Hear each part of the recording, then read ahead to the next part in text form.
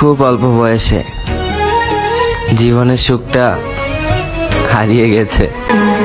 এত কষ্ট বুকের ভিতর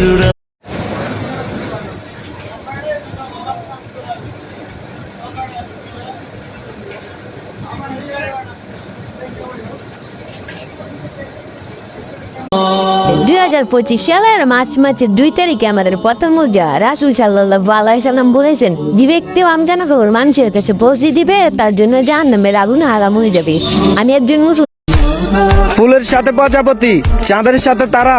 আগামী মাসের 12 তারিখ থেকে থাকবো আমরা রোজা, আলহামদুলিল্লাহ। যদি হও মুসলিম তাহলে ভিডিওটা শেয়ার করে সবাইকে জানিয়ে দিন। আগামী 8 ফেব্রুয়ারি রোজ বৃহস্পতিবার দিবাগত রাত পবিত্র শবে মেহেরাজ। কি আলহামদুলিল্লাহ বলে যাবেন না?